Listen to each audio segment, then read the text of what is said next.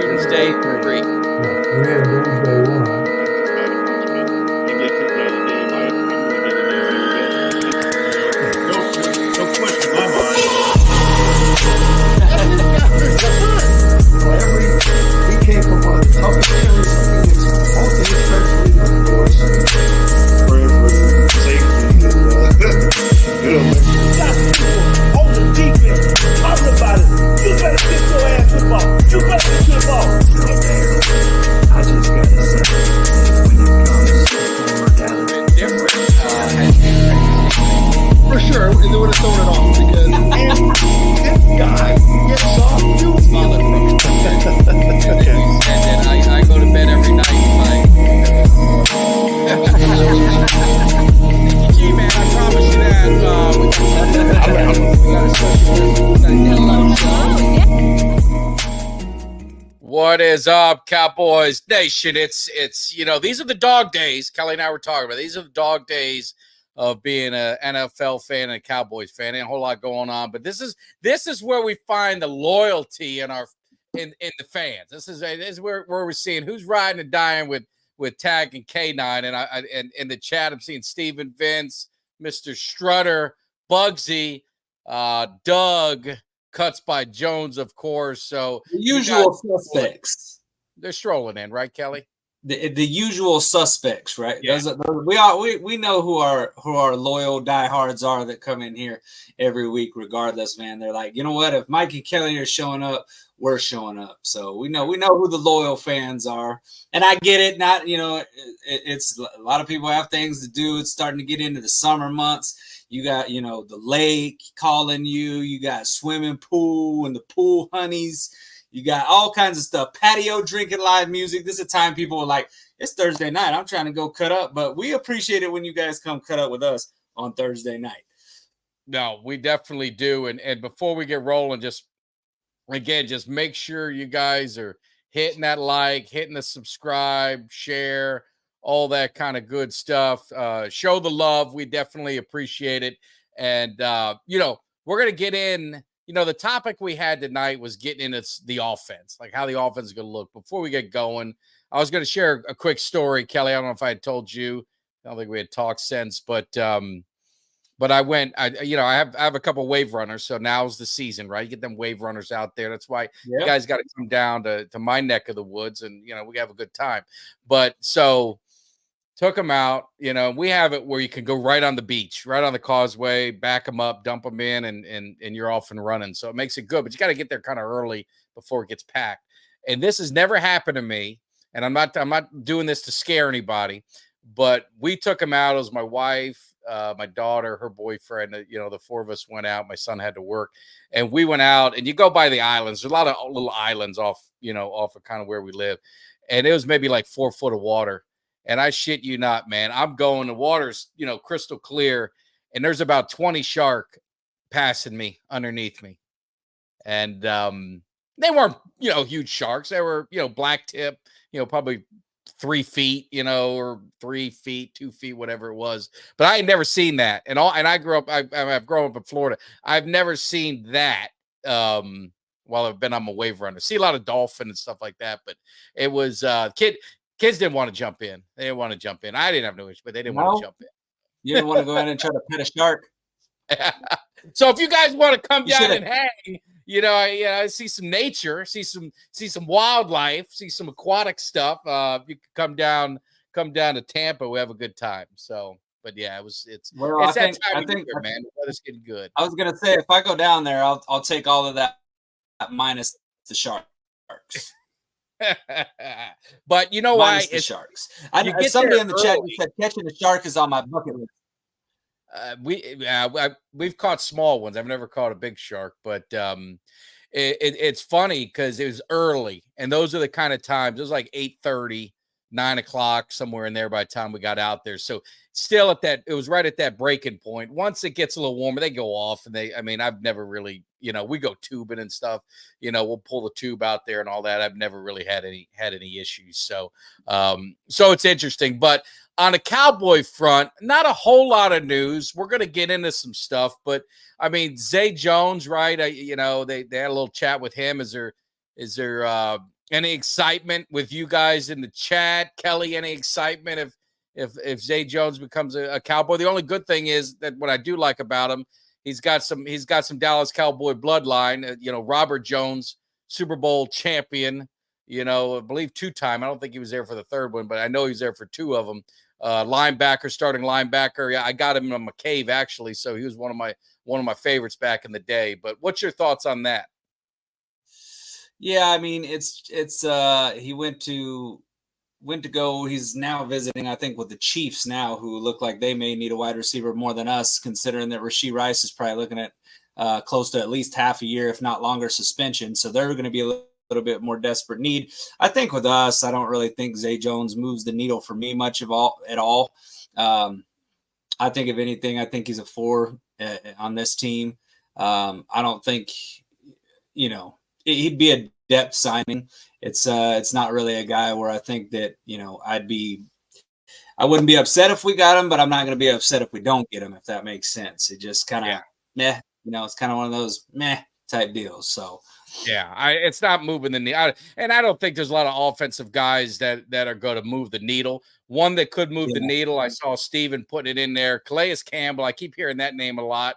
Obviously, he's out there. He's a veteran. I mean, he's up there in age, but he's still productive, great leader, and more importantly, he's from the University of Miami, so that kind of solves some of our problems, because like I always tell you guys, anyone who will listen, you got to have some Canes on your team. That's the way it was back in the day. You get some Canes on your team, you win yourself a Super Bowl. So it'll be that'll be interesting to hear that one. But yeah, I agree with Zay. I don't know if it's. I think if they sign him, and I hate to keep using the word sign, but that's a sign they don't believe in Tolbert, and because if you're signing him, what are you doing with Tolbert? Because I don't really think you're going to sign Zay Jones to be your 4th receiver. I think they're going to keep that for one of the the draft pick that they signed, or Brooks, or one of the other guys that they've got on the depth. But it'll be it's not gonna make me do backflips, that's for sure. So no, and I mean, the other thing was too, you looked at Zay Jones' stats last year. He had 34 receptions, 321 yards, 2 touchdowns, 9.4 yard average per catch. That's not anything that, I mean, it's not anything that's gonna push this team one way or another. I mean, when you talk about that, I mean, in terms of comparison, Jalen Tolbert had 22 receptions, so 12 receptions less. He had 268 yards, so less than 100 yards less. He was 12.2 per catch, so almost 3 yards per catch more. He had the same amount of touchdowns, 2 touchdowns. So I mean, they're right there. Those guys are even. Zay Jones and Jalen Tolbert, when you look at those two side by side. So again, Zay Jones probably not going to sign with the Cowboys. It seems like there's several teams kind of kicking the tires on him. He's a depth piece, I think, for a lot of these teams. But I do think when you look right now, I think out of all the teams that he's went to visit, I think Kansas City makes the most sense, just because of the fact that I do think they're going to be without Rashee Rice for an extended amount of time. I mean, I was listening on a morning show the other day, Maggie and Perloff, that there was going to be, he's looking at least, they said, a half a year suspension, and that's without the latest allegation that he punched a photographer. So he could be looking at, maybe 10 games now. I mean, this dude went from being, a promising young rookie in that Kansas City receiving corps to a guy who now, may end up missing half the season, if not more. So big problems there with their second year wide receiver and Rashee Rice. Yeah, that and shoot, I mean, it depends on what Zay's looking at, right? Money's probably going to be about equal everywhere, because you're not going to, he's probably signing a veteran minimum or something like that. So it's about opportunity, and it'd be hard to argue if he's going to Kansas City, the opportunity to play with Mahomes. I mean, he might be able to get him one more contract. You know what I'm saying? If he signs a 1-year deal there. But I heard Arizona, which I really don't, I don't know that's a fit. But I mean, unless he's looking for opportunity to really be maybe a number 2 receiver, then you're looking at maybe some of these other teams. So I guess it really matters what he's looking for. So it'll be interesting. But what we wanted to do, and really you guys in the chat, definitely want to get y'all's opinion. And again, if you guys are hanging with us on Twitter or X, whatever they want to call it, slide your ass over to YouTube. That way you can be part of the chat, and Instagram as well, or Facebook. We can't really see a lot of the comments on Instagram or Facebook. So come on over to YouTube, hit that subscribe while you're there, and then come hang with us, because we want to get into the offense. And it's only May. So, but this is what we talk about. I mean, these are the dog days. So we started looking around, finding some things to talk about, and figured we'd start out with the offense. We've got the schedule released next week, so we'll probably do that next week, and then maybe we'll flip back to the defense. So, looking at the offense, and I did this late at night. So if there's any spelling errors or anything like that, Kelly, correct me if I missed someone that should be added to this list. But looking at the key losses, obviously Gallup, Biotish, Pollard, Tyron Smith. Key additions. This was a stretch. I had to stretch to get it. So I throw our rookies in there, right? First round pick, Tyler Guyton, I think Cooper Beebe, obviously Zeke, and Royce Freeman. So, I mean, what any thoughts on the losses in addition to the offense? Anyone that you're really going to cry over losing, or is there anyone you're ready to run through a wall in adding? And same No, there's not really anybody on there. I mean, I think the only spot where we'll see, where you're going to see a drop off in play this year is on that left tackle position. We know about Tyron Smith's health, but the facts are the facts. Last year, he played at an all-pro level at the left tackle position. And while I don't think that Guyton's going to be a bad pick at that spot, I think if he's your starting left tackle, I do think you're going to see a drop off.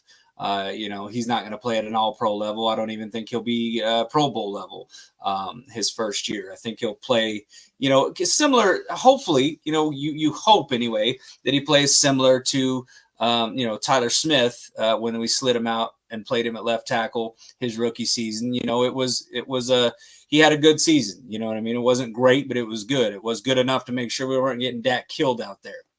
And that's what you hope for, is protecting his blind side, and that's what that's what you can hope to have out there. So I think out of those key losses, I think the biggest one, in my opinion, and again, I'm not saying it's a huge one, but it's Tyron Smith, because anytime you're replacing a guy like that who played at that level last year, you'll see a bit of a drop off at that left tackle position. But outside of that, not really anybody I'm wringing my hands over. Yeah, no, I would agree. I mean, Tyron, he's probably the biggest loss, but it's one of those things as availability. At some point, what were they going to do? So I'm not gonna kill the Cowboys for not re-signing them. I wouldn't have been upset if they did. I would have probably just been happy. But you always go into the season knowing you can't really bank on them for 16. You hope you get them when they matter most. And then really with the additions, the draft picks, I think Tyler's going to be a good offensive lineman long term. Cooper Beebe, I mean, seems like he's got some nastiness to him. That's what I really liked about both of them. They got a little bit of a mean streak. I think that was a theme of the draft with a lot of their picks. I mean, bringing Zeke back, I mean, we're not getting the Zeke of 2016, 2017. So, I mean, we got to know that. We're getting the Zeke that's probably going to be that short yardage, goal line, pass protection kind of guy. Royce Freeman, I don't think he's going to be on the team. I just don't think they're going to. I think when they sign Zeke, it's kind of like, I don't know if they're going to have him back on the team. So, not a big splash in free agency as we all, suspected when we're saying all in. So, looking at the offensive line, again, this is projection. I mean, things change. I still think TJ Bass, I think Brock Hoffman, I think they're going to might have something to say about some of the positions, maybe at center. I think one of them might not want to give up their spot so easily. And obviously if Guyton struggles, I think you could see where they move Tyler, out to left tackle or whatever. But, Kelly and in the chat, I mean, what's your thoughts of the offensive line after the draft? Now, you were one of those, I think, Kelly, I wasn't as concerned with the offensive line. Correct me if I'm wrong. I think you had a little bit more concern with the offensive line. Now that you've got the draft and this is kind of what you're looking at, what's your thoughts on the offensive line? And same with you in the chat. I think overall, the moves that we made, I think overall improved the offensive line in the long term. Um, honestly, it's going to be all about how NFL ready these guys are and how these two rookies, Guyton and Cooper Beebe, step in and how quickly they're ready to play. I think that, the good thing is that you do have some guys that do have some, you do have a Brock Hoffman who did show. I mean, when he got the chance to play and fill in for Biadasz last year, he played good. And that game that he played good. Wasn't getting pushed off the ball as much as Biadasz was. So you've got a guy that if Cooper Beebe struggles a little bit early on, you've got a guy like Brock Hoffman who can fill in, on that left tackle position. Same thing with Guyton. If things turn out and it looks like he's just completely not ready, there's always the possibility that, I understand that Tyler Smith has been, has played great at left guard. There's always the possibility they slide him out and to left tackle and move somebody else in, Bass, or possibly maybe even move Guyton into guard. You never know. It's all about how these rookies develop.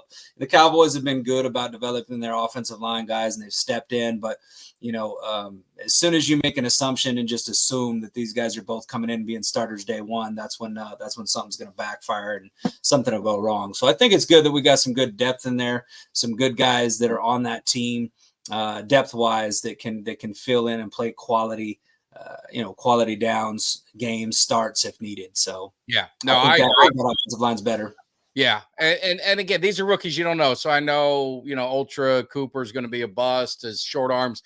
The short arms seem to do pretty well against Texas's D tackles. I mean, he handled them pretty damn good. So, I mean, you don't know. I mean, you don't know how these guys are gonna turn out at the next level. Obviously we can go down the laundry list of linemen that the Cowboys drafted that in the first round that we were laughed at. Tyler Smith, Frederick. Those were guys that they weren't going to get it done. Why the hell, the Cowboys should have never drafted him. Frederick was a third round grade on every other team, this and that. But so it's a wait and see. It's a lot of ifs. And this is what you and I had talked about a lot. When they weren't active in free agency, it created the pressure. And you've got potentially, you're going to have 2/5 of your offensive line that never took a snap in the NFL before, potentially. Now, they could start with Hoffman at center and just, if he beats him out. Like I said, the guys on that right side of the screen, they're going to have something to say about it. I mean, Asim Richards is he's progressed, and I think they're really high on him. Chuma's a veteran. So again, if you run into a problem, they were able to plug him into spots. So, Guyton or whatever struggles, you do have a veteran there that can just maybe hold the fort down a little bit. TJ Bass, obviously, I thought he showed a lot. So I think they've got the depth, and now they've got a younger, they've kind of rebuilt this offensive line. It's a young offensive line. If you take out Martin, I think obviously the X factor is going to be Steele. Can he come back 2 years removed from that injury and be the offensive lineman that we kind of liked? He's a run. He likes to, he's a run blocker, right? So the Cowboys, they got enough running backs. I don't know if they got the lead one, which we'll get into next, but that's kind of where it is. So I think the offensive line is there. And I don't think it's going to be a problem for the Cowboys. And, you got a couple all pros on there too. So that doesn't hurt. So, yeah, no, I think again, I think we're good there. And, here where we're at right now, though, look at running backs, still makes me want to vomit. Well, looking at these running backs, I mean, we got to, as we like to say, we got a stable of running backs. I mean, obviously you're only going to keep, maybe 4, right? So there's going to be some guys missing. If this is what you're going with, Kelly, and in the chat, I mean, what do you see? And I put projected starters. I didn't even know who to put. I put Zeke and Rico because I think those are the two kind of, senior guys that have done it again. Because I don't really know if Freeman's going to be there when the season starts. But what's your thoughts, Kelly? I think the Cowboys right now have no clue what they're doing at running back position. I think they brought Zeke back, and I think they're hoping for him to be kind of the short yardage guy, goal line type. and I think he'd be well suited for that. Outside of him, there's not anybody on that team that I'm looking at that I think is gonna get 180 carries in a season and be a very productive back. I mean, Dowdle showed the chance to be a decent back last year. He spelled. I thought at times he ran a lot harder than Pollard did. I think Pollard was still struggling with that injury, but I just don't look at those as two guys that you're going to go into the season with. I don't look at any one of those guys that you're going into a season with. I mean, Dowdle had 89 carries last year. How many more carries are you planning to give him? Are you doing 3 running backs? Is it going to be Dowdle and Zeke? Is it going to be Dowdle, Zeke, and Freeman? I don't know, man. I think that I don't know. I'm not very confident with it, man. I'm just not. I think that I hope.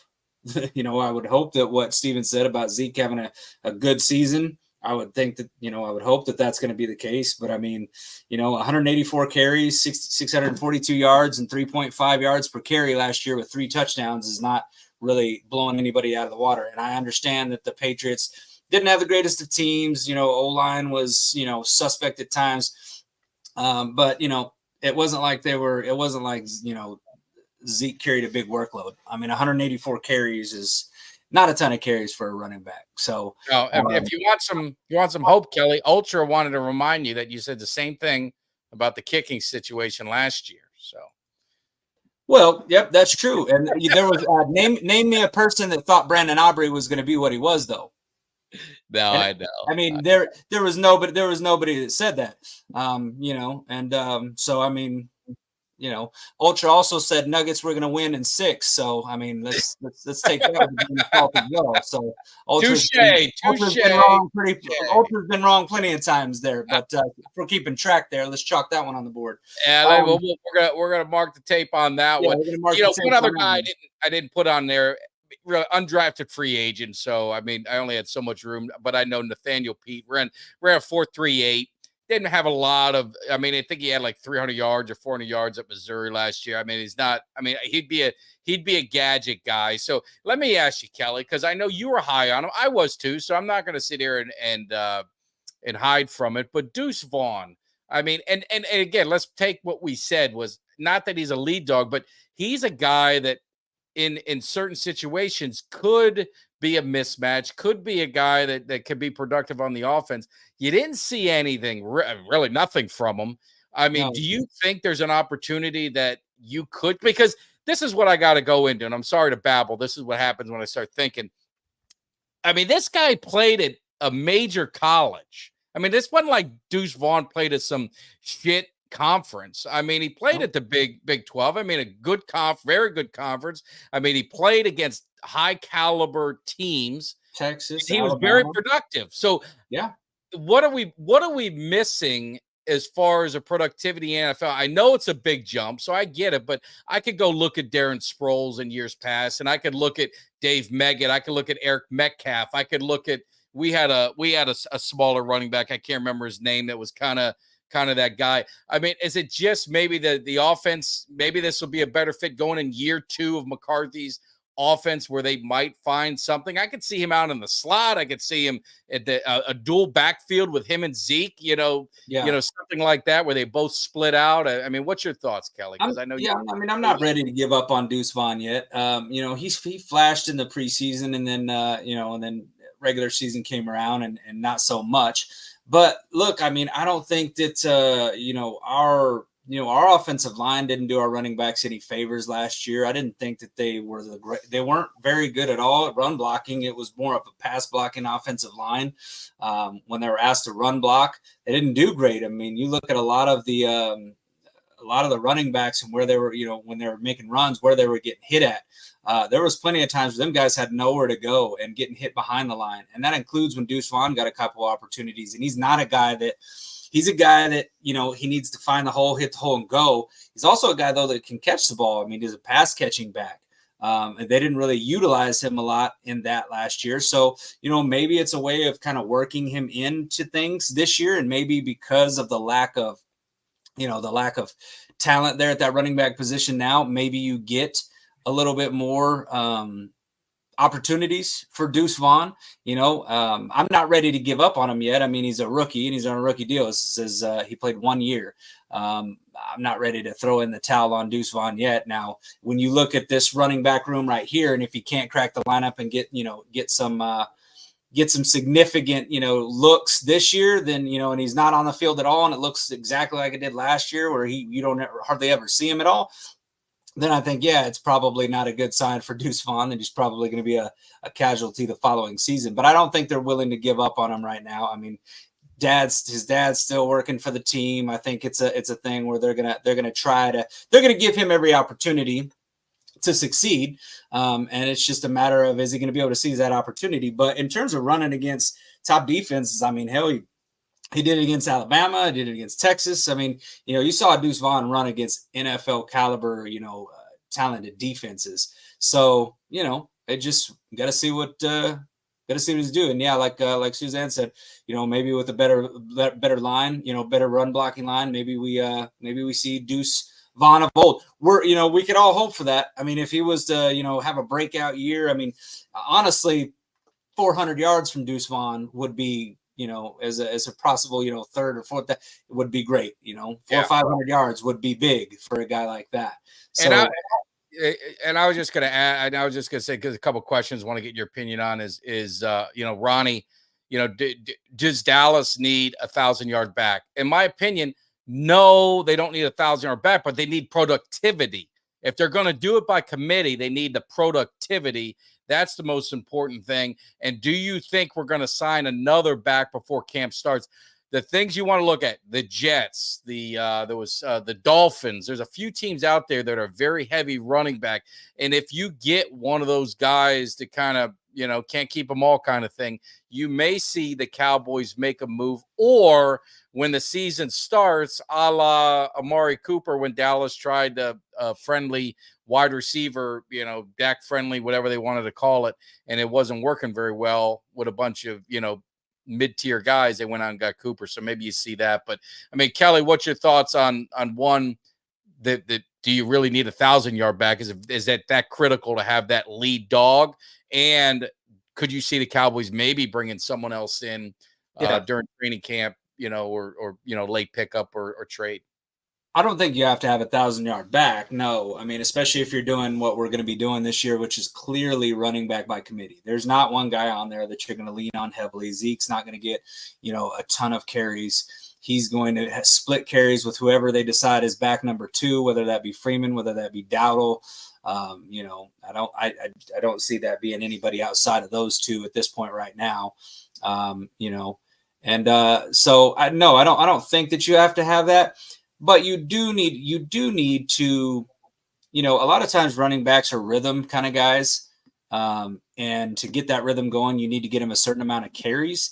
So I do think we need to have a running back that's going to be able to come into a game in key situations. It's going to be a guy who's going to get us those first downs when we need them, when it's 3rd and 2, when it's 3rd and 1, 4th and 1, and you're going to go for it. And you're like, all right, who's the guy we're giving it to? And give it to our running back. And, honestly, what I keep saying I'd like to see more of, and then mix this thing up, to be honest with you, is, in some of those key situations where it's just short yardage situations, is Dak using his legs. And the reason I say that is because, I don't want to sit there and be like, Dak's going to be a guy like Lamar Jackson, we're running with him. But Dak is very effective. If you look up his stats rushing, he's more than effective. So, mix some of that in some of these situations where, you put it in the belly of the quarterback and he pulls out and he takes off, stuff like that. But no, to answer that question, I don't think we need 1,000-yard back. We just need our backs to be effective with the opportunities that they get. Yeah, no, I would agree. And, and I know Big Mike likes to throw the ball, but he had very good running backs at Green Bay, and they did use them. So he still likes running the football. Trust me, he still likes running the football.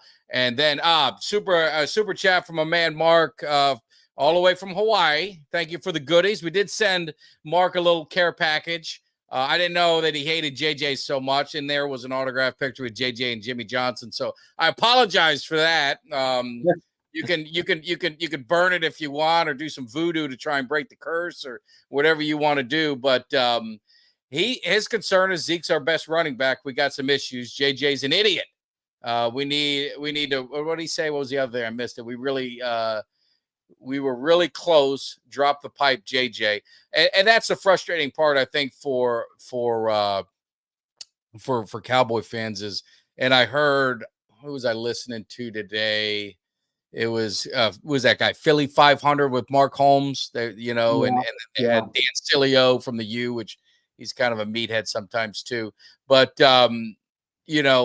even Philly was saying, the Cowboys been 12-5, 12-5, 12-5.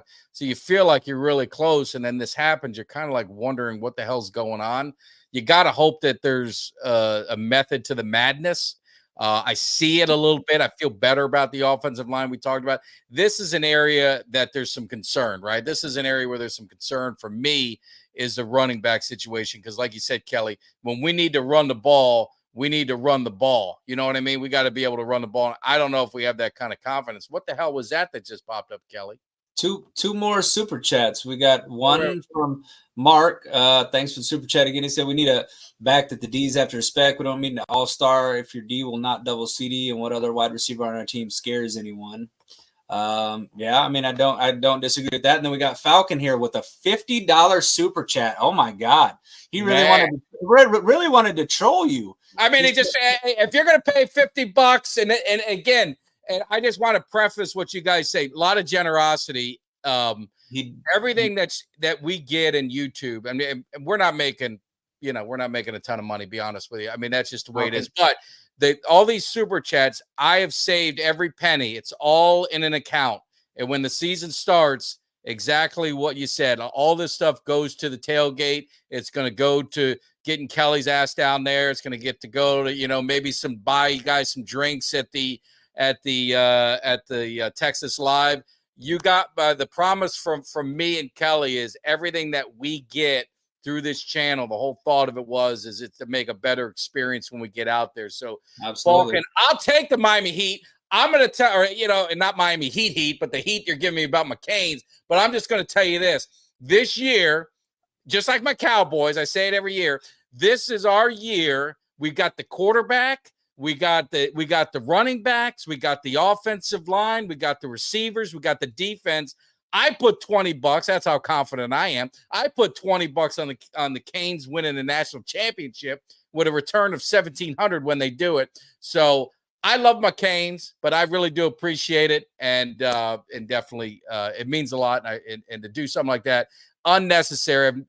Never want to ask for anything, but it is appreciative, and it will go to a good cause. And Falk, hopefully you're going to be at the tailgate, so you can, you'll be able to reap some of the benefits of it, because we're going to have a great time. We're looking forward to it. So yeah, well, Mark said, when are you all coming out? Hawaii, dinner and drinks on you. We may have to plan that. That may be a long-term plan, Mark. Don't get me wrong. We'd love to go down to Hawaii. That may be a long-term deal, right there. When we get to like 50,000 subscribers on YouTube, and you guys can help us, then probably we're going to have some money for some travel, right? Maybe there'll be some travel money we might get out of that. And I haven't been to Hawaii since my honeymoon. I went to Kauai, so I definitely would love to go back to Hawaii and visit the other islands. So I will take you up on the dinner and drinks. It just may be a few years till we can get there, but we're going to try. But if you get to AT&T, you let us know. So yeah, exactly. Because schedule release is coming out this next week. Me and Mike have talked about it. Talking about actually doing the show, moving the show and doing live Wednesday, just because do the schedule release and kind of get you guys' reactions on the games, primetime games, when certain games are. Because look, I mean, when you look at the schedule and you look at the teams that we're going to play, it's definitely a harder schedule this year. So, I'm going to be interested. I'm going to be very interested. Which games are going to be home? Or we already know which ones are going to be home and away, but when are they? Like early in the season, late in the season? Is there like a run of a gauntlet where you've got all these tough teams that you're going to have to play? Because, I mean, all that factors into a season when you kind of look at it. I mean, ultimately, you still got to go out and play 17 games and win enough to either win your division or at least get a wild card and get the playoffs. But it'd be interesting. So next Wednesday, if we end up deciding on that, that's probably when we'll do the show. So we'll get a chance, and then we'll also get a chance to kind of maybe talk about and figure out which game we're going to plan for the tailgate. Yeah, and I full transparency that this is how it works. Just so you guys know, there's no scams or anything like that. So I got my season tickets. My son, he gets the first round draft pick, so he gets the game of his choice. He's, I got to do that. Kelly, because my wife is so nice, she said Kelly can have the second pick. So because I know you guys do the tailgate, I know you guys do that kind of stuff. So I know what game my son is. My son is looking at Baltimore, I think, is his first choice, and I think Philly is his second choice. So a lot of it comes down. I think Houston's his third choice. A lot of it comes down to when we play and how we, and all that kind of stuff. So, but Kelly's going to get a good game. And that good game is going to be our tailgate. So we're going to have a good time, and it's going to be a lot of fun. So definitely Tuesday and Wednesday, because it'll probably be decided next week. I mean, my son, he'll make his mind up real quick as soon as that schedule comes out, and we'll get this thing rolling. But it's going to be a lot of fun. It's going to be a lot of fun. So absolutely, man. Looking forward to it. It's a good schedule of home games. So that's It'll be exciting as always. That's an interesting one. We're going to get back to the offense in a minute, but we'll chat a little bit with you guys with the schedule, because all we have left is quarterback. There's really not much. I don't think there's going to be much to talk about there. I'm sure, except with some of the haters, we will. The Cowboys Cave first Sunday night football game. What would you think? Opening Sunday night, Washington comes to AT&T. You got Daniels making his first start, and coming back. I mean, that's got a little appeal to it. I know they're big on the Giants, Dallas and Giants, but maybe mixing it up with Washington, Dallas opening night. I mean, what's your thoughts, Kelly? That's pretty good thought. Well, yeah, you got a new young quarterback, rookie quarterback that's going to be making his debut, and putting him up against the most, the most tenured quarterback in the NFC East that has owned the NFC East for the better part of his career. So, yeah, that might be an interesting game. I do want to, not to get off the subject, change anything. I do want to let Mark McDonald know, the guy who's been bumping about his Celtics a whole lot, that they just got beat tonight by the Cleveland Cavaliers. Beat. Did they get beat tonight? They got beat tonight. 119 to 109. It was like 119 to 94. They whooped them. Wow. So, Mark, you're gonna have to. I don't know. I know you like to drink sweet tea, but you might have to put a little dose of some humble inside there, because I was talking about the Timberwolves looking like the best team right now in the NBA, that they'd win it all. He said, "Are you disrespecting my Celtics?" And they got beat by the Cleveland Cavaliers. Wow. Come on, Mark. Well, anyway, I mean, they're frauds. They finally beat Miami, but Miami was crippled.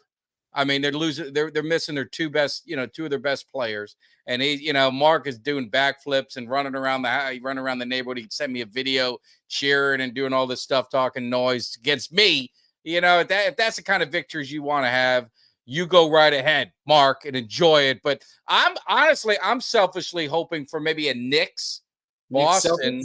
I think that would be good too. Jimmy, and get Mark in there. Maybe we, have a little street battle or something like that. Maybe we get something here on the show. Have these guys talk some smack to each other. But that's surprising that they lost. I was surprised too. I actually just kind of checked, because I know the Mavericks game is fixing to start. So I looked to see what the Celtics did and saw that they lost. So it gave me a good little chuckle right there. So yeah, I do. I agree with you, man. Celtics Knicks would be that's old school. That's old school, Eastern Conference basketball right there. So that'd be a hell of a series, man. But yeah. So, but yeah, back to the Washington Dallas, as far as an opener, that could be something, that they look at, just because of the fact that you probably do want to. The NFL probably does want to showcase, the number 2 overall pick, and what better way to showcase him than to play against America's team, on a national stage. So. That's a good point there. I saw Cincinnati. I'd be shocked. Typically, and typically with Dallas that I've seen, it's always kind of been like NFC and mostly NFC East. They had a little run there with Brady when they're opened with the Bucks didn't they open for the Bucks that one year? And then, but it's mostly kind of been NFC East. And it seems like in the NFL, they kind of start with a lot of the rivalries to kind of get the juices flowing a little bit. I'd be shocked if they set Dallas, San Francisco at San Francisco opening day, like first game. I just don't see that happening. I'd be pretty surprised. They like to hype those games up. They like to let a little bit of drama build. Like I could see it being a, well, I mean, I think what was it last year? It was like the 5th game. Was it game 5 maybe? So I mean, I could see it being an October game, maybe. It'd be early, probably like earlier in the season. I don't think it's going to be late in the season because like 4th or 5th game, something like that. They kind of like to tease that thing, build up the matchups, compare them, see where they're at, and then kind of see where they're at come playoff time, and that's kind of part of the intrigue of it. The NFL is pretty smart in the way that they do their schedule, though. Yeah, it's strategic. It's definitely very strategic, and Mikey said a kneel match. So just to give you guys some history, that this goes back to me and my friends, is when we play, if our teams play each other and we go to the game, there's a kneel match. It's from Superman 2. It's when you kneel before Zod, or is it Superman 1, whatever one it was, kneel before Zod. So we have a kneel match. And if you lose, you have to kneel in front and bow down to give props to the winner, and it's in front of the field, in front of the stadium. So maybe we have to have a kneel match with the Knicks and Celtics. We'll get maybe Jimmy Dee will send out some travel for Mark to get up to Madison Square Garden for if they end up playing. That'd be a lot of fun. So yeah. And let's see prediction. Oh, sorry. Yep, we got a super chat. Go ahead, Kelly. I was just reading that real quick. Before I lost it. He just said we could have drafted the 2nd best center, guard, and running back in Barton, Beebe, and Wright. We drop down and get the 9th best tackle, 10th best DE, and 2nd best guard, and the 12th best linebacker. Says who? Yeah, I would tell Mark. Says who? I don't go off rankings because I mean honestly that doesn't ever pan out. I mean those rankings they mean nothing. They're meaningless. Obvious, I mean, there's guys that are ranked there, but how many times, how many drafts you can go up and down the draft, honestly, and you're going to find guys that were ranked lower that ended. I mean, Tom Brady was a 6th round draft pick. I mean, and ended up one of the greatest quarterbacks of all time. Where did they have him ranked? I mean, happens all the time. Said we reached for Travis Frederick when we got him. Said he was a 3rd round guy that we went all the way up and got him in the 1st. Ends up having a hell of a career. I would say, borderline Hall of Fame. He retired a little bit early. That'll be the question with him. But I mean, the rankings I don't pay attention to. So, he did say the defensive end will be 4th on the depth chart. Wright would have been a huge upgrade and helped Dak, and has speed. We could have gotten a guard in the guard play position. Don't get it. Well, it's the draft, man. I mean, there's many times that Cowboys fans have questioned it, and but the one thing that the Cowboys I think do and have proven that they've done is draft better than anybody else in the league. And that's not an opinion, that's a fact. If you look at the starters that are actually on the roster, the percentage of starters that they have drafted, or even percentage of players they've drafted to go on to start elsewhere that are still in the league, the Cowboys are at the top. They're all the way at the top, and so I think that we draft better than anybody else. So I just trust that draft process, and have kind of learned to trust it. Even when I don't like the draft, I just sit back, trust it, and it is working out pretty good for the Cowboys. So. Yeah, and I'd say, Guyton, I've heard he is a hard worker. Ronnie kind of echoes it. He's already training with one of the top guys with offensive linemen, working on that transition to left tackle. And I'll say Tyron Smith played right tackle at USC. Not comparing them, but I'm just saying it's not uncommon for guys to make that switch from college. And I don't know where you got the 9th best tackle. I've seen mock drafts where he was drafted 18th and drafted higher. So I don't know. And you're getting 2 linemen that were pretty, a lot of people were excited, especially get Beebe where we got him. A lot of people were surprised. So you got him getting Guyton. So you got to think about that trade down that they did and the value that they got with that. I mean, it remains to be seen. It's like, Doug says, you don't know. I mean, we don't know how any of these guys would pan out, man. I went out and got my Claiborne jersey. I got Claiborne shirt. I got everything that known to be Claiborne. I thought he was going to be the next, great cornerback for the Cowboys. And he was a big bust. And it just, they traded up to get him. He graded out everything that you thought would be awesome. So it's all about the situation they're in, the coaching that they get, and everything like Absolutely. That. So I'm not gonna. I'm never critical of a draft. Even last year's draft, which really turned out to not be so good as far as impact, given it takes a couple years. I mean, before you can really say that draft sucked, because if Mozzie comes out and plays, if he ends up being a true starting defensive tackle that we would call a legit starter. And if Schoonmaker ends up being a complimentary tight end that makes some plays, is the draft as bad as we thought? Or you're like, hey, man, maybe it was pretty good. You just don't know. You don't know. Well, I do know this. I know that Mark has a bet with Cam. He bet 800 yards and 8 TDs. And Mark, I can't remember what the bet was that you made. I do know they made a bet. I do have it on video, so I've got the video proof that he made the bet. Mark's prediction, though, for Zeke was 800 yards and 8 TDs, and Cam said no way. She said it's not going to happen to Zeke this year. It's too lofty expectations. I think she said she didn't say it wasn't going to do anything, but she did say I think she was saying around 600 yards she was expecting from him this year, which. I would think he'll get the TDs. I think he'll get more. If you got 800 yards, get the yards. Yeah. Well, yeah, but if you got 800 yards and 8 TDs, that would be a hell of a season for Zeke, for a guy that you're paying, at most $3 million for. That'd be a bargain deal for a running back like that if you could get that kind of production out of him. I don't think it happens, but yeah, Mark said drinks and a T-shirt. So all right, that's a Mark wouldn't go jersey. I think Cam wanted to go jersey, and Mark's a little too cheap for that. He said, "Let's go T-shirt." So yeah, I do kind of remember that a little bit. Are we getting the Zeke 15 jersey? I will be wearing a throwback. I am not buying a jersey, but are you sticking with the throwback or are you going 15? I'm sticking with 21. Listen, if I'm going to buy a new jersey, no disrespect to Zeke, but it's not going to be a guy who probably won't be on the team after this year. I mean, it's a 1-year deal. The chance that we sign him to a deal again the next year, I don't think that's going to happen unless he's like a back. I just don't see it happen. I see Zeke being back kind of on a 1-year deal. It's a nice story, but the jersey, I try to get me one new jersey every year. Actually, I don't try. I do. This year it's going to be Diggs. He signed a long-term deal. I know he's going to be around. Value out of that one. I get some value out of that one. I know he's going to be on the team for a while, so I'm like, you know what? I can keep that one in the rotation for at least three more years at the least. So I'm getting Diggs this year. But I need, all my jerseys are this blue color here. I need to get me one of the white ones. I don't have any white jerseys, so I'm going to get the white Diggs jersey this year, and we're going to rock with that. But well, I already got a jersey. I already ordered it, and I don't know who the guy was that says that I'm one of those idiots that's supporting Jerry, so I'm part of the problem. But I did buy me a jersey. It's my money. I'll do what the hell I want with it. But mine isn't an active player. So it's going to be unveiled. The very first hype video, it will be unveiled, but it's not an active player. So yeah, well, and that's the other.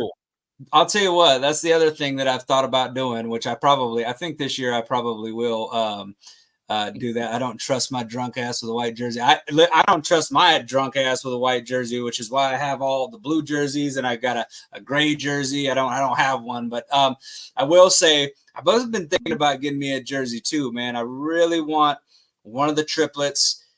And honestly, Emmitt Smith, because I love Emmitt Smith, and then so I'd like an Emmitt Smith, but I'd also like an Aikman. I don't know. I think what I'm going to do is I'm going to put 3 Aikman, Irvin, and Smith all into a hat, and I'm going to draw one, and whichever one I get, that's the one I'll get. Now, but eventually, I want to have all 3 of the triplets jerseys along with Darren Woodson, because those are jerseys that I feel like you can wear throughout they'll stand the test of time.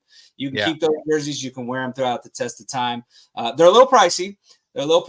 But again, worth it for those players right there, because they're all-time greats. So yeah, no, I've got an Aikman. I got Emmett. I used to have a Darren Woodson. It got kind of ratty, so I threw it out. And I don't have, believe it or not, this might surprise people. I've never had a Michael Irvin jersey ever. Really? I don't know why. Not even a Miami one or a Cowboys one. I never have. I don't know why. I had the 88s. I've had Antonio Bryant, and then I threw it away when they got rid of him. And then we drafted Dez Bryant, which pissed me off because I could have got some value mileage out of that jersey. So I had the Dez Bryant, and then obviously CD. But I never got a Michael Irvin. That's one I probably got to work on. That was actually the first jersey that I ever owned was a Michael Irvin jersey. Yeah. I had a Michael Irvin jersey, and then I had a Deion Sanders jersey. And those two jerseys, I wore them until you could barely even make out what the numbers were. It was funny because at the top of the jersey, you could see the name, but the numbers that were like painted on, they were just gone.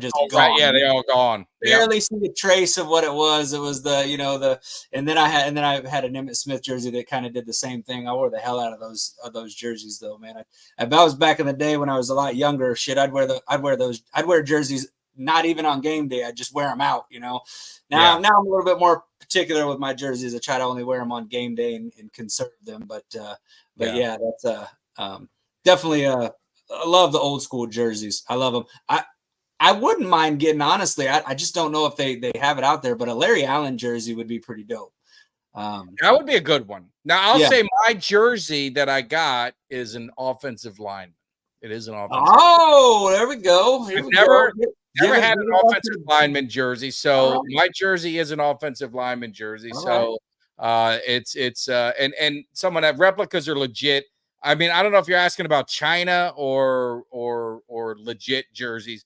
I don't buy the real ones. I don't buy the authentic game jerseys that are tight around the arms. I don't like those.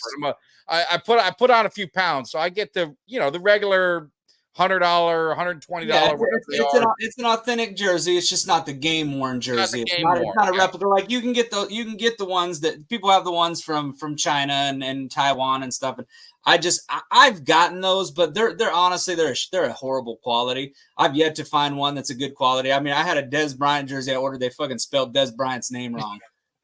Wouldn't even spell right. I bought a Miami Hurricane one, and it had SEC patch on it. Oh Jesus! Well, you know what? I got a same kind of the same thing. I ordered a Pro Bowl, a Dak Prescott Pro Bowl jersey.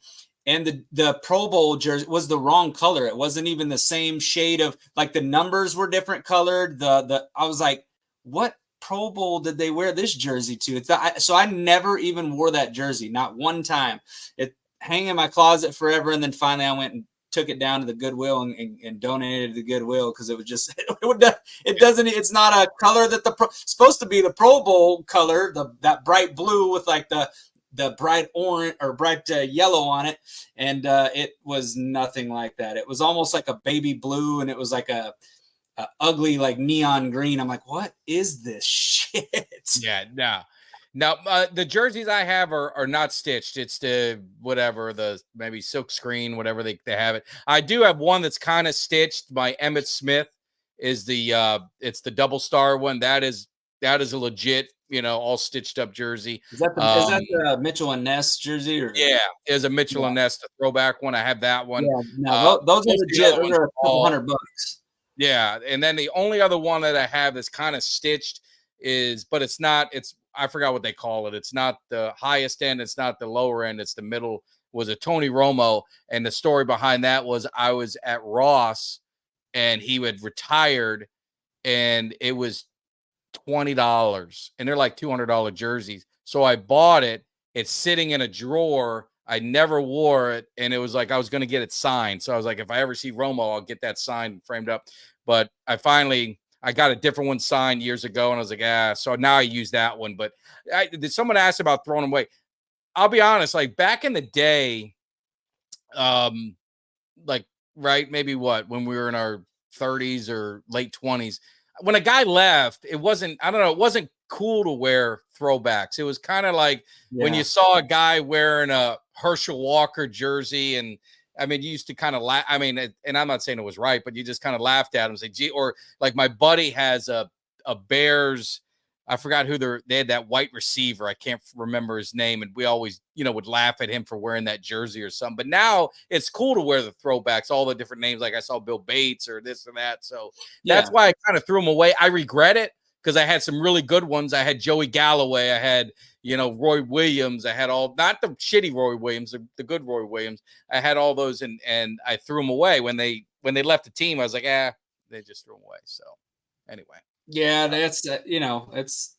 I know what you mean because I had some jerseys that I kind of let go. One of them that I did not regret getting rid of though, and I will say that typically every jersey that I've ever had, if I retire the jersey, I take it down to Goodwill and I'll put it in the donation thing and let that way it goes to somebody that's gonna put it to use if somebody wants to wear it. They're all still in good condition. I take care of my jersey. The one jersey that I threw into the dumpster though, I mean went straight out and threw it in the dumpster was DeMarco Murray when he signed with the Eagles. That jersey went straight into the dumpster. I had it. I said nope. That's not going anywhere but the dumpster because there's not any Cowboys fan that should want this. There's not any Cowboys fan that should ever wear this. In fact, nobody should ever wear this number by DeMarco Murray that says DeMarco Murray ever again. He went to the Eagles. He's dead to me. So I did throw that jersey in the trash. Yeah. Yeah. No, and I agree. If a guy goes to a team like that, a rival, I just wouldn't be able to wear their jersey. No way. Not like that, especially. I don't even have a Dion jersey anymore. I mean, he went to Washington Redskins. He went to the Ravens or whatever. So anyway, yeah. So the jersey thing, I mean, it's cool. So we will see it and it'll be fun, but jumping back, finishing this up too. And it was great talking jerseys because it gets you in that juice of getting things flowing. So wide receiver, tight end. So this is where, there could be concern, right? Maybe depth and everything. I mean, you got CD Lamb, who's all world. You got Brandon Cooks, he's a 2, but he's, some people say he's getting older, but he's only a year older than Zay Jones. So think about that. Jalen Tolbert, he's kind of like in that, got to start doing something or, maybe time to move on. Jake Ferguson, I think we all, in Cowboy Nation feel that he's going to have that breakout. You got some depth, obviously, with Jalen Brooks, Cavante Turpin. They drafted Ryan. They got Luke Schoonmaker, Peyton Hendershot, and also not the Stephen Jones. Let me change this so we can see it. But John Stevens Jr., no relations to Stephen. To the Jones, if we flip it around. But yeah. So what's your thoughts on wide receiver, tight end? You happy with it? Do you wish we would have made a move to get somebody? I think honestly, I think our receiving crew is not bad. I think that, first of all, I think CD is top 3 receivers in the NFL, in my opinion. I got him in the top 3, I would say. So anytime you have a top 3 receiver, I think that puts you in a great spot already, just because he has shown the ability to beat double teams. He showed the ability to get open. Brandon Cooks, I think, he got a little bit of a slow start last year, but once he started getting opportunities, him and Dak formed a connection. I really liked what Cooks brought to it, and I think he can build off on that in his second year. So I really like that. Also, I know earlier, Ultra was in here and he said, Jalen Tolbert was booty. And then he said that Jalen Tolbert had 17 games to put the stats that he did versus Zay Jones had 9 games. Well, that's not true, though. Zay Jones started 8 games and Jalen Tolbert actually only started 5 games where he is actually listed as a starter. He was not on the field a ton because we did have a third wide receiver last year. He started getting some playing time towards the end of the season. And when he did, he made big plays. And he showed up. He made some clutch catches. There was a couple of catches. And I remember that because I thought to myself, now, damn, that's the kind of showing we need from him. I think that gave him the momentum going into this season, which I think is why the Cowboys felt comfortable letting Gallup go and why they felt comfortable that, hey, we don't have to draft a wide receiver right now because we feel good with our receiving crew. We feel good with the fact that we've got Jake Ferguson, who basically in essence is another wide receiver because he is a pass catching threat every time he's out there. I think you got to look at the development of Schoonmaker in year 2, dealing with injuries early on in training camp. Couldn't really get on the field very much last year, but, got on there a couple times and he had a couple of catches. So we'll see what we do there. An interesting guy that I like here, honestly, though, is Kevontae Turpin. The reason why I say Kevontae Turpin is because I thought he had some. I mean, you looked at the plays that he did have. I think he's an interesting guy because he's a speed guy. And the plays that he did have, he was able to get behind the defense, and Dak was able to hit him when he did get behind the defense. So Kevontae Turpin, a guy who's going to be big, I think, in the kick return game this year with the new rules, and kind of, a little bit of a gadget type receiver that I think that you can do interesting things with. I thought that they kind of, I thought that they experimented with that a little bit last year, and I thought it had good success. And I think this year, I think you're going to see a little bit more of him worked into the game plan. So I think that, he was 3 touchdowns. He only had 12 catches, which his 12 catches, though, were good for 127 yards. It's good for 10.6 a catch and 3 touchdowns. So I think he's an intriguing guy to look there to see if he gets, kind of integrated into this offense a little bit more as well, because when you look at it, the Cowboys utilize speed, and you've got, Brandon Cooks is a speed guy. Kevontae Turpin's a speed guy. So got a couple of guys out there that can, that can help keep a defense honest. So I think we're good with our receivers and tight ends. Honestly, I like them. I think we're and I think they've got a little bit of streak in them to be blockers. So I mean, if you're trying to run the football, I mean, those are guys that can be physical too to run the ball. So I'm with you. I mean, I think they've got enough. I mean, is this the best receiving core in the NFL? No. I mean, obviously, what you got in Minnesota, and you got some of the other teams at Cincinnati and things like that. I mean, they've got some serious weapons, but I think, I think it's good enough. And I think when you bring in Jake Ferguson, that kind of elevates that receiving core a little bit, because he's going to be like another receiver. And I do think Peyton Hendershot, I think you're going to see more out of him. So I think, looking at this offense, when you break everything down, it's almost like you and I are talking about the show we did a year ago. It comes to me, it's going to come down to the running game. It's going to come down to the ability to run the football. I think we got the weapons outside, as what is McCarthy always saying his press conference, the perimeter. I think we got the guys out there that can definitely get the job done. I think we got the line is better. I think the key to me is going to be the running game. But the hot topic to everything, the X factor, and I want to preface this. I see a lot of stuff going on in the chat, and I'll say this: whether you like Dak, whether you don't like Dak, there's a couple things that you just got to say. He's still one of the top 7 quarterbacks in the NFL. Say what you want. The other thing I would say is he is not the sole reason the Dallas Cowboys have lost in the playoffs. Is he part of the reason? Sure. He's got to get his share of the blame. But there is plenty to go around every position on the field. Look at I think, Kelly, you talked about it. Look at the running backs. What did they produce? Nothing in playoffs. Receivers, not very much when it counted. Defense, Parsons, Tank. I mean, you go down the list. The big stars for Dallas aren't showing up in the big games. That's a team problem. That isn't a Dak problem. It's a team problem. Now, do you have to move on from players? Maybe you got to change things up. We'll see how it goes. So that leads us to Dak Prescott. He's the starter. Potentially could be going in on his last year. I still think they'll get an extension done before the season starts. We'll see what happens. But Kelly, I'll give you the floor and take it. So. Yeah, I mean, I don't disagree with you, man. And and I know a lot of times we come in here and we understand, that the fan base has got, has some issues with Dak. There's a portion of the fan base that believes we should move on from Dak, that's not sold on Dak, that will continue to say, that Dak is the problem. He's the reason why we can't get by. And I got, we got one particular gentleman in the chat, Dak delusional, which I'm going to be honest with you. I've pretty much ignored everything he said ever since he said that Quincy Carter was better than Dak. Was he the guy that said Quincy Carter was better? The guy that said Quincy Carter was better than Dak. Look it up and watch it if you don't believe me. I will never talk football with a person that dropped 51% completion percentage. Yeah, he's more accurate. He is. Yeah, I'm sorry. 3.4 yards of carry rushing. in his career, Dak has more than that. He's a better runner than him too. Yeah, you got to walk away from that kind of misinformation and that kind of ignorance, because it's just not healthy for your mental health. So I just ignore pretty much everything he said after that, because I understand that somebody that says that doesn't know football.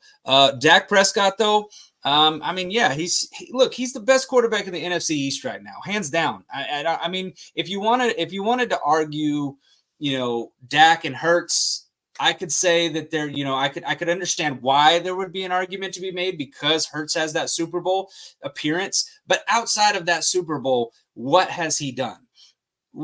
He had the collapse in the second half of last season, losing 6 out of their last 7. I mean, what exactly has Hurts done? And it would be my argument. Whereas with Dak, he is yet to have a losing record when he's the starting quarterback for the Dallas Cowboys. And through 8 seasons of playing football, that's a good accomplishment. I mean, you if you looked around at starters, any starter, and I'm talking about any starter that you can pick me out, anyone, there are a very small percentage that can say through 8 years they've never been with a team where they didn't have a losing record. And I'm talking about Peyton Manning, I'm talking about Drew Brees, everybody. There are quarterbacks that will go through those where they have losing records through 8 years. Dak has had a winning record every year, and he's made it to the playoffs several times. He's won the division several times. I understand that we want more. I understand that. But the first piece of any team that you need is a legit quarterback that can make big plays. Dak can make big plays. We've seen him do it time and time again. What we have yet to see is this team play a complete game, right? We have yet to see that where this team plays a complete game across the board. One of the big players is always just kind of coming up a little bit short. And again, I think like the only playoff game, honestly, that if I was going to look back objectively and say, okay, here is a game that I would put on Dak, I thought it was that San Francisco game that we lost 19-12. And I would say that because he turned the ball over twice. And if he just doesn't turn the ball over in that game, I think that we win that game. I legit think that we win that game. Now, outside of that, I mean, I don't look at that as I don't put the blame on Dak in that. In the Green Bay game, that was a total team failure from top to bottom. Total team failure. So again, I think this year we're in a good position because we have the best quarterback in the division. I think if you have the best quarterback in the division, you got the best shot at winning your division. So I think the NFC East, I think that we're going to win it. I think we're going to win the NFC East. I think we're still good enough to do that. I think we're going to battle it out with the Eagles again. I think Washington got a little bit better. I don't think we're going to win 12 games this year. I think we might actually end up, we'll go down and do a schedule prediction eventually, but just right off the cuff, I've been telling people 9 to 10 wins. That's just kind of how I feel. May change my mind at the beginning of the season, depending on how things happen. I think this is a 10-win team, but I think that's probably going to be good enough because I think, Philly also has to play pretty much the same schedule we do. So they got a hard schedule too. They've got a new offensive coordinator, new defensive coordinator, depending on some rookie DBs that I think Dak is absolutely going to torch. I think they got some good DBs. I really do. I think those kids will be good. But DBs in their first year, and these kids are going to start, I think that, at least one of them is going to be starting on the outside. Obviously, got Slay on one side. But one of these kids, I think they said Cooper DeJean or the other is either way, Dak's going to expose a rookie DB. And he's been known for doing that. He's done it time and time again. So, I'm not against Dak being the quarterback this year. That's what it is. That's what it's going to be. And we're just going to have to roll with this and hope that this team can put it together when it matters the most and have a different result this year than last year. That's all you can do as a fan. Bitching and moaning, complaining and saying Dak's this, Dak's that. He won't do this. He won't do that. It's going to get you nowhere, man. This is your guy. Bugsy, what are you betting? What are we betting, Kelly? I don't know if he's betting more wins or less, but I agree with you. And I don't know. The records may not be. To think that if this team wins 12 games, I'll say this. I'm going to mark the tape. If this team wins 12 games and gets bounced in the freaking playoffs in the first round, it's going to be hard to – I don't know if I can feel any worse than I did last year, but I would be devastated. I don't know if I think I might retire everything. I don't know if I could ever watch them again if they did that, because that would be pretty remarkable with the schedule that they have. It would be very impressive to do that. So I'm with you. I think this team can win 10 and be better than they were last year, if that makes any sense. Yeah, I don't think wins and losses make you a better or worse team. I think it's how you battle. Be battle tested. Win some nasty, dirty games where you gotta, eke it out at the end. I think the problem with the Cowboys, if we look back, yeah, maybe their schedule wasn't the toughest, but they weren't really battle tested a lot. When they were, they lost some, but most of those were on the road. I mean, a lot of people got to remember their tough games last year, aside from Detroit and Philly, because they had them at home, at least once for Philly. They were all on the road. I mean, this year you got Cincinnati's going to be good at home. You got Baltimore at home. You got Detroit at home. You've got your better, tougher games are at home, except obviously San Francisco is going to be on the road. So you got your tough games at home. So this is really going to be the test for this team, is winning these games at home that you're supposed to win at home. You should win at home. Yeah. I mean, and again, like you said, when you talk about they could win less and be better. I think we talked about it last week. I mentioned the 2012 season when the Giants won the Super Bowl. They're 9-7 that year. Mm-hmm. Record is not indicative of who you are as a team. You can lose some games and still get through. It's about how you're playing at the most important time of the season, which is at the end of the year. How are you playing? Has your team come together? Have you figured out where your weaknesses are? Have you figured out how to mask those weaknesses with your strengths? And that's what it's all about, man, is figuring it all out come playoff time. And, that's been the crux for the Cowboys, that we just have not figured it out come playoff time. Playoff time comes, and, we've seen the results from this Dallas Cowboys team, and it's been less than stellar. But, once again, the show goes on, as they say.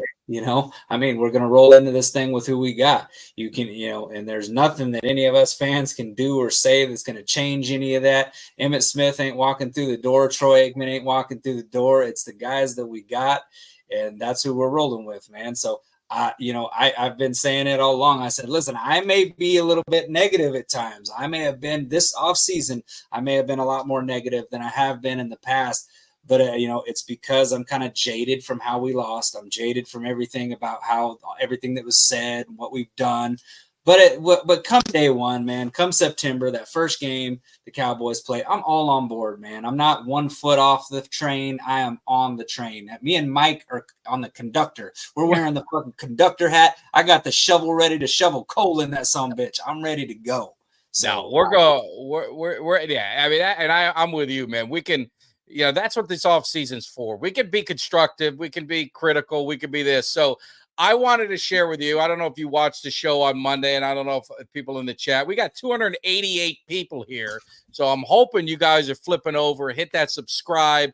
Hit the like. If you're still hanging with us, stop for 1 minute while I'm loading up a slide. And hit that like button. It's a little thumbs up. It does a lot. It doesn't cost you anything to do it. You just got to hit that button. And then if you're on Twitter, on Facebook, on Instagram, come over to YouTube and hit the subscribe if you're not subscribed already. And then hit that thumbs up like. It costs you, again, nothing. There's nothing we're charging you. It's all free. It's all fun. And it helps us out. And we can't thank you enough for doing that if you could just take a minute. So, Absolutely. On Monday's show, we like on some days you're trying to find things to do. So I did a not so, way too early power ranking. So I don't know if you saw it, Kelly, and I don't know if the chat saw it. So I'd like to get your opinion. I got to be honest. And the way I look at it is looking at teams today. Let me preface that. Today, look at what offseason happened, look at what draft, and look at where this team stands today. This is my power rankings. I got San Francisco 1, Lions 2, Packers 3, Eagles 4, Dallas 5, Falcons 6, Rams 7, Bears 8. It's NFC only. I didn't do AFC. We're an NFC guys, so just NFC only. That's my power rankings today. Kelly, does this give you a lot of pain? Anything you change? What's your thoughts?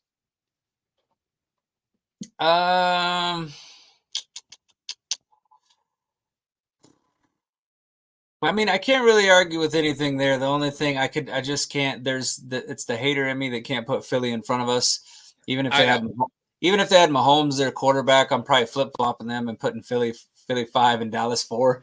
But no. And to preface, the reason being, and I think is I got to give Philly, like I said, I got to give Philly at least their credit. They signed AJ Brown. They signed Devontae Smith.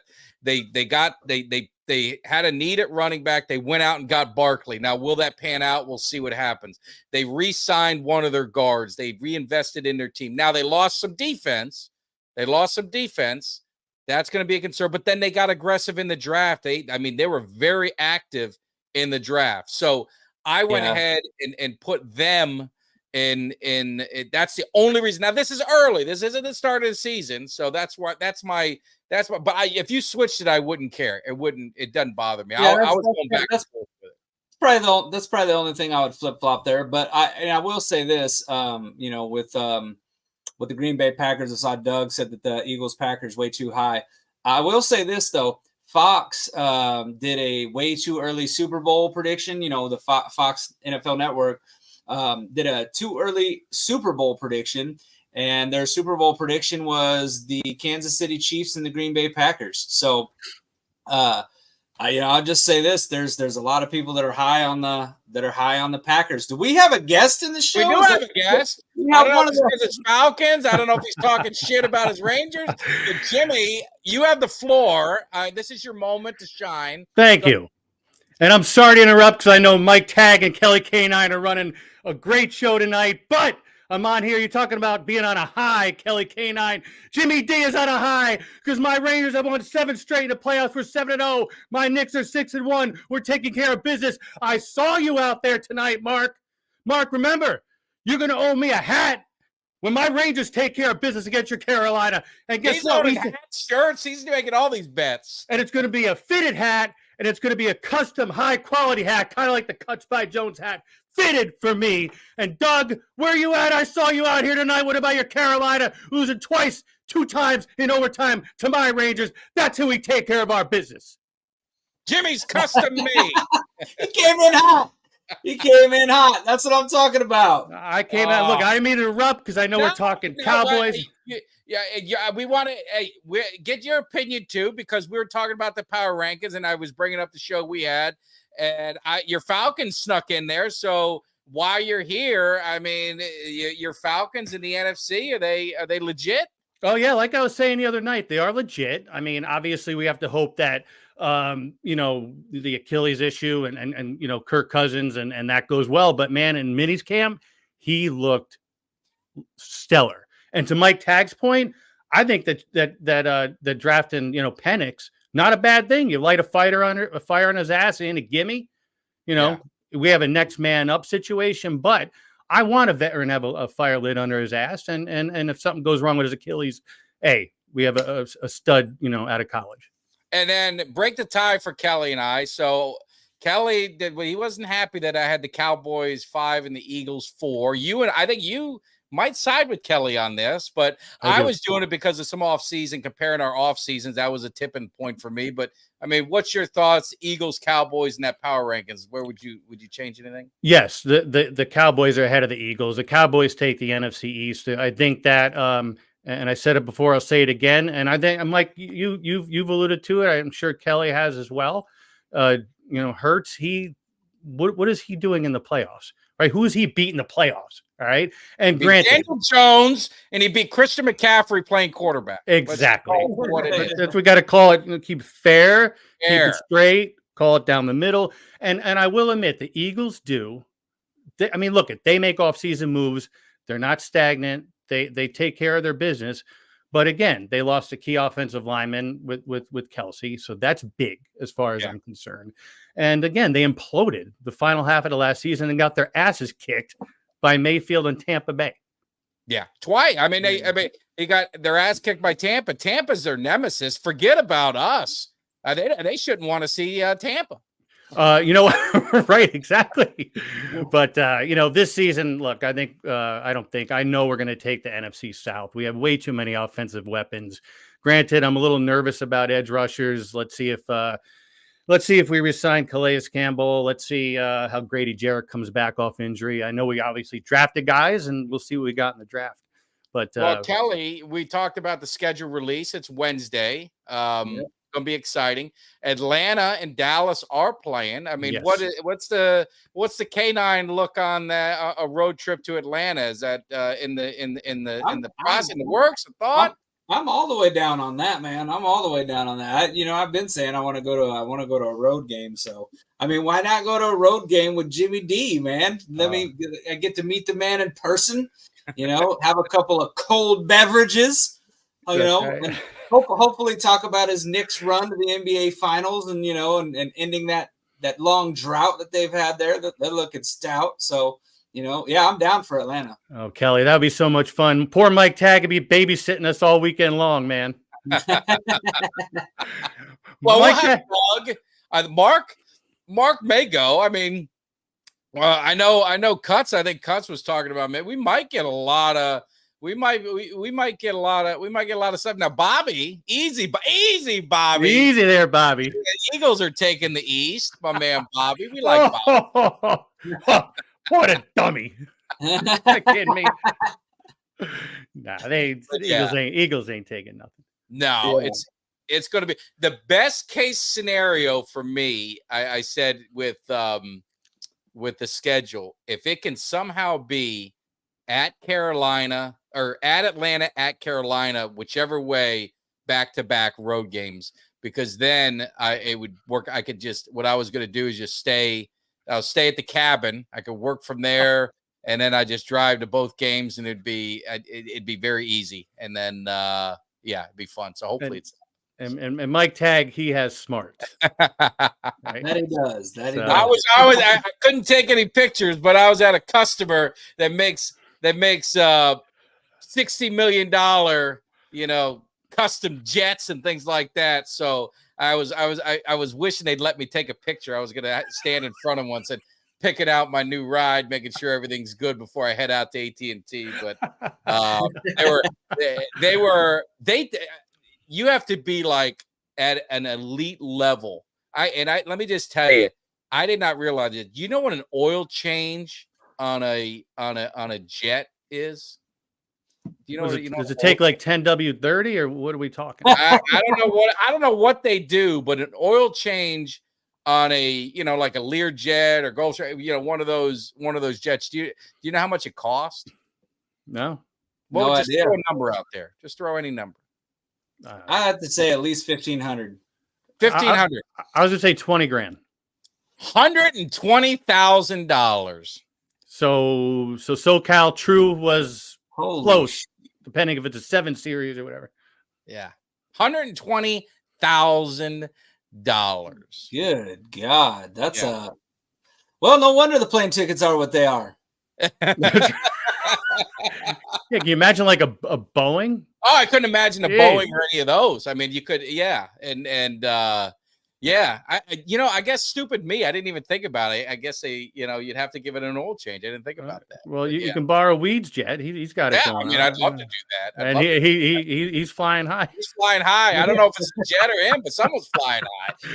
And I don't know, Bobby Murray. You know what? We got to figure it out. So you guys mind your own business. Who's your backup?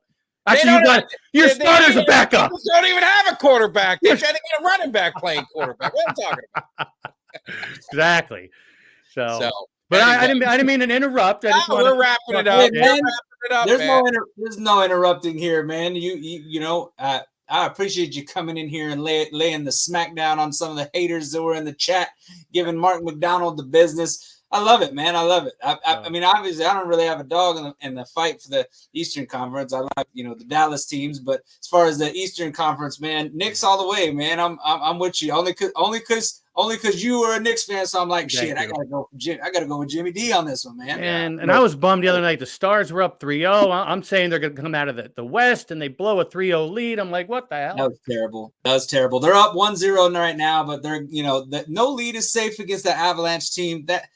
Man, they just are relentless. And they got so much speed on that team, man. Like I said, I don't watch a whole lot of hockey, but the one thing that stood out, I kept noticing how fast them dudes were up and down that ice. So they are fast, and they have a goaltender with Ottinger that can take him the distance. And how about the Celtics tonight losing?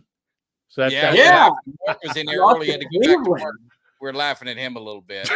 Yeah, we were giving him the business, making fun of him. Told him how the hell are you going to lose to the Cleveland Cavaliers? But 118-94, wasn't even close. Well, it wasn't even close, man. But you know what? The only thing, Kelly, I'm a little worried because the Knicks. I mean, Mitchell Robinson is out for the rest of the playoffs. That's another big man. It's hurt. OG. I don't know. He might have pulled the muscle. We'll see how he's looking. That OG Bobby Johnson? OG, he's playing a little ping pong. You know who that is, Kelly? I know who OG Bobby Johnson is. Yeah, I remember that. He enjoyed playing ping pong. He enjoyed playing ping pong. You're getting to like that honky ball, ain't you? I like he's all happy when you said that. Oh, man. No, you know what? Underrated movies. South Central, one of the most underrated. Yeah, it's definitely one that gets missed out because people always go to your, the usual suspects, Boys in the Hood, Menace to Society. But South Central was definitely a good one. And some of our even though it's a drama, like we get some of our best comedy lines out of that movie. Hey, what about CB4? That's CB4's MC Gusto. MC Gusto. Remember Charlie Murphy was the Charlie Murphy. Oh, Charlie Murphy. Yeah. Rest in peace, right? Yeah. No. So we've been kicking it, guys, for an hour and a half. 301 of you guys are in there hanging out. The numbers went up when Jimmy D came rolling in. I mean, I don't know what he's doing. He brought the energy. Bringing some energy, bringing some life. But again, if you guys are watching us on Twitter, we're going to be wrapping it up. But get over to YouTube and hit that subscribe, like, share. This is what we got. We're going to say one more time. We got a nice giveaway at 3,000 subscribers. Awesome Bob Lilly signed piece with multiple inscriptions. I think Cuts is working on possibly another giveaway. If we get to 4,000, we got a custom cut that's going to be signed by one of the Cowboy greats. So that is in the works. But at 5,000 subscribers, you're getting 2 tickets. Club seats, do you hear what I'm saying? Club seats to a Cowboy game, my seats, personal seats, to a game when we get to 5,000. You got a lot of work to do to get to 5,000, maybe next year, but hopefully whenever we get there, we will be doing something for that. So we've got a lot of stuff. We give back, right? You got to give something back to the place where you made it from. Is that what Ice Cube like to say? Yes. We like to give back to the people and definitely appreciate all the support. So make sure you guys do that. Get over here and subscribe. But any Jimmy, as you being a guest, and then we'll let Kelly finish up. Any parting shots or anything you want to say? No, to your point about being on YouTube. First of all, we definitely appreciate it. Helps with the algorithms. But some of the funny, the comedy stuff is in the comment section. I mean, just trust me. If you're not on YouTube, jump on the YouTube. You'll see some funny shit in the comment section. Some of which we can't put on the air. Yes. Yeah. No. Absolutely. We can watch it. We watch it. Absolutely. Yeah. So, Kelly, what's your thoughts going into the weekend? I mean, we talked a little bit about the offense. I mean, schedule coming out. What do you got to say? I'm just looking forward to the weekend, man. I mean, you were talking about it before we came in. It's just been a long week. I've been kind of tired. I took Monday off. This Monday for no particular reason other than just to have a day kind of to myself. I'm going to go golf. And just, and chill out. Tomorrow night, got a concert that I'm going to. A bunch of old school, like, rock bands, Everclear, Fuel, and Hoobastank. Got a buddy of mine that's actually DJing, so he's going to DJ the opening set, and then in between while they're switching out for about, for each one of those bands. So 3 bands tomorrow night. So looking forward to that, getting off work a little early and just kind of cut loose and relax, take my mind off everything. But football inches closer as we get into the summer. Football inches closer, so I'm ready. I want to enjoy summer, but I'm already kind of ready for football now. I'm at this point where I'm starting to get the itch. Yeah, no, I'm with you, man. It's going to be good. More importantly, hey guys, do not forget Mother's Day, right? Mother's Day. Take care of the moms. Yeah. Take care of your kids' moms, all that kind of good stuff. It's a special day. So give a little bit, you know what I mean? Like my wife wants to go. We have our little Sunday afternoon thing. Now I went last week and I was telling Jimmy, it was Cinco de Mayo. I ended up with too many margaritas turned to beer. I got home at 7 o'clock and was passed out. I woke up at 7 a.m. the next day. So I'm getting too old for that shit. But I'm in preseason mode too, because I got to get ready for the Cowboys Cave tailgate party. So I'm in preseason form too. So I got a lot of work to do to get caught up and get in that midseason form. So make sure, again, all kidding aside, take care of the moms on Mother's Day. Absolutely. Appreciate all support. We will have our show on Monday. We will have a special show Wednesday for the schedule release. So make sure you guys come hang out with us. We're going to figure out these games, get everything going, maybe bring in a couple guests here and there to do some shit talking for us on the games that we're going to be going against. So make sure you guys hop in and do it. We appreciate everything. Appreciate all the support. Hit that like, subscribe, share one last time. Cowboys Nation, thanks for hanging with us. Jimmy D, thanks for popping in. Kelly, until next time, we'll see you. Give me somebody that's hungry. Give me somebody that's hungry.